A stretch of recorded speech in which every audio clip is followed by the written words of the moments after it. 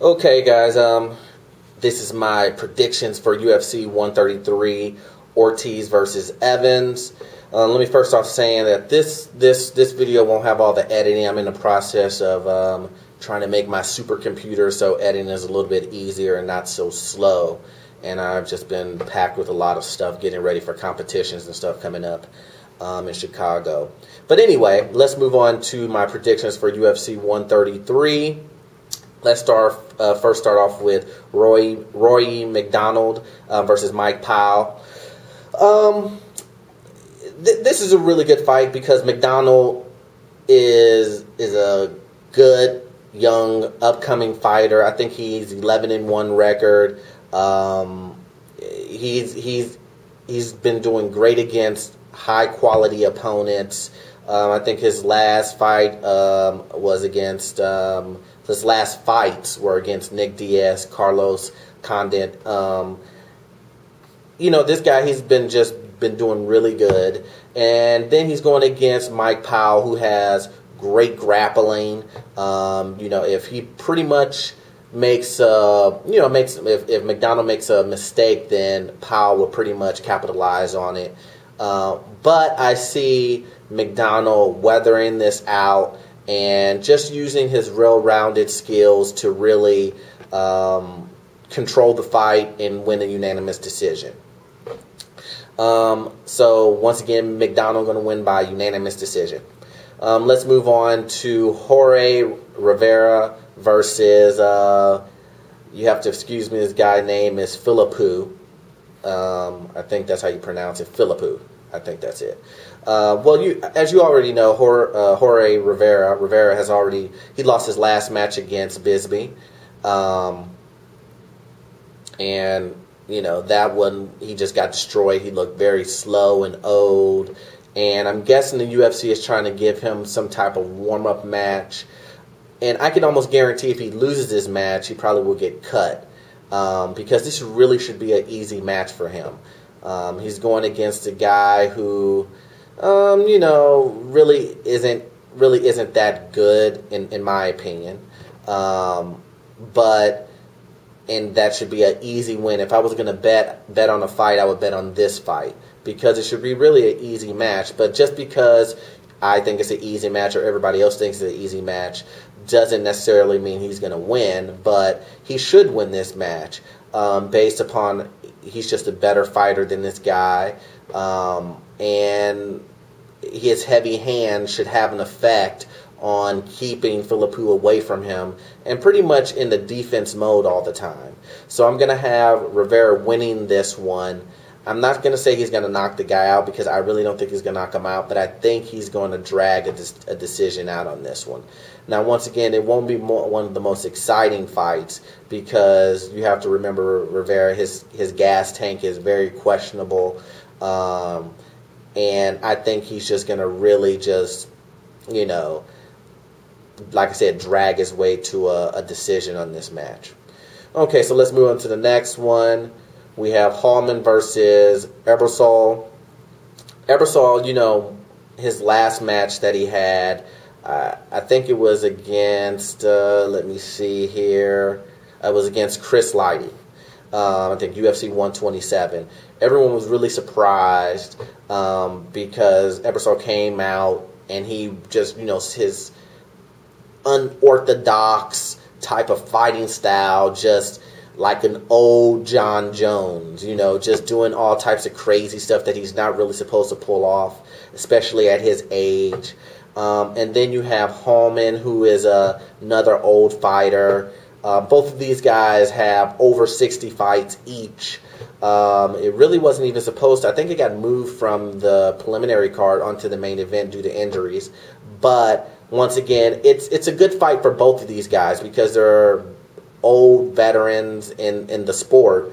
But in this fight, I'm going to give it to Ebersol because he's just a better fighter. If he fights the way he fought when he went against Chris Lighty, he will definitely win this fight based upon his cardio and based upon just not the opponent not knowing really what to expect from this guy. You know, spinning back fists, you know, over the, you know, 9 o'clock elbows from the back. You never know with this guy. He's just, you know,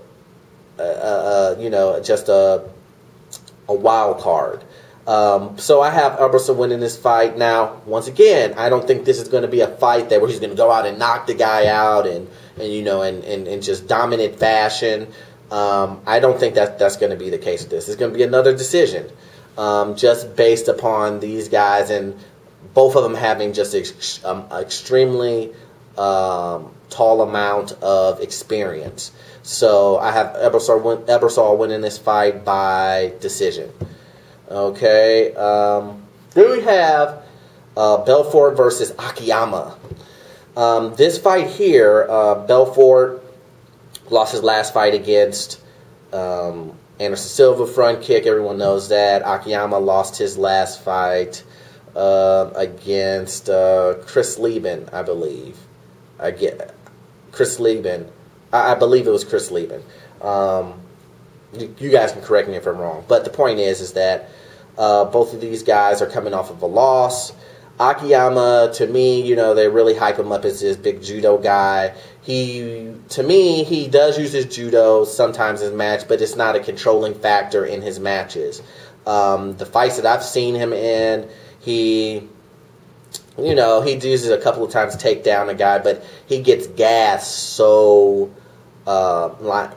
heavily. You know, it's not the gas where he could still try to maintain. I mean, it's like he's gasping for air. And his striking ability, yes, he has heavy hands, but they're slow, heavy hands. He's just a slow type of striker against a guy like Vitor Belfort, which is the guy has excellent hands. His striking ability is super, super fast. His cardio is excellent. You know, and I just don't see Akiyama from the countdown. He's talking about he doesn't want to stand with me. He's going to try to stand with me, and then he's going to realize my hands are strong, and he's going to try to take me down. I don't think that's the case. I think that Belfort can easily beat him with the speed. His speed, he will get hit 3-4 times before Akiyama even throws one punch. He will hit Akiyama that fast. And so I think it's going to be a situation of speed kills in this match. And Belfort has the speed, most definitely, and the cardio. And I think he's going to knock Akiyama out in the first round. It's just going to be, you just got to get ready for, ready, set, go, explosion. And that's the way Belfort likes to fight. Easy, fast, speed type of match, power. And I see Belfort winning this match first round.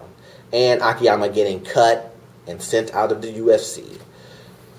Okay, so let's go to the main event. Rashad Evans versus Tito Ortiz. You know, Ortiz is coming off of his big Ryan Bader win. Everyone's so happy. You know, oh, Ortiz is back and all this other stuff. You know, his back isn't hurting, and you know, his back surgery and all this other stuff he had. Then now he's a renewed fighter. Me personally, I think the fight that he had with Ryan Bader, he caught Ryan Bader sleeping and hit him right on the point and caught him with the guillotine, and that was that. Sometimes guys that should have won a fight, you know, get caught sleeping, and that's why this is MMA. Anything can happen.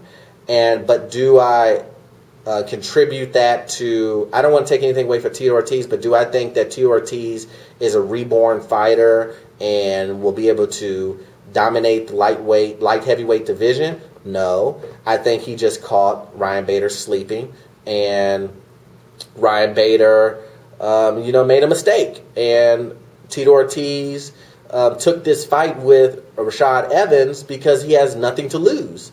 In this fight, if he loses, then he can say, "Hey, I took this fight on a whim, you know, on a short notice, and I was supposed to lose, you know, blah blah blah, you know.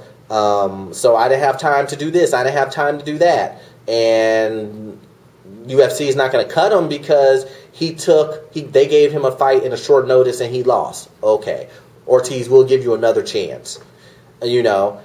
And that's the reason why he took it. It's another payday within a high tier organization. And then you have Rashad Evans, who's just been, you know, the guy needs a rabbit's foot. You know, he's just been having bad luck all the way around. You know, Davis hurt himself. You know, John Jones. You know, the whole Shogun, you know, hurting himself, injured, couldn't fight for the title. It's just been downhill, downhill. And 14, 15 months not in the cage. So he's got the rust factor. But in this situation with him going against Tito Ortiz, it's a great chance for him to redeem his draw that he got. But then also, too, it's a good tune-up match. He's not just jumping in there with the top guys after a 15-month layoff. He's going against a guy who did just beat Ryan Bader, but he still knows he's better than. He's definitely faster than Ortiz. He's definitely has better wrestling than Ortiz at this particular moment in his career.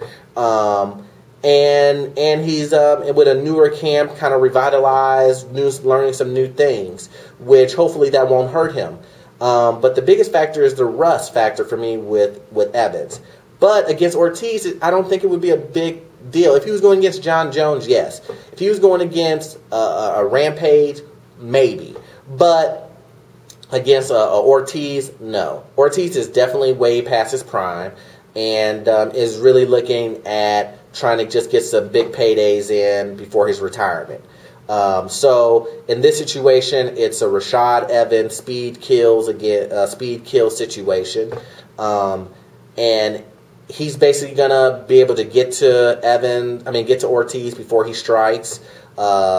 His speed, his head movement is gonna really throw the stiff Ortiz tank type of fighting style off. And he's going to be able to use his wrestling skills to dominate and control Ortiz and to really just dominate him and hold him.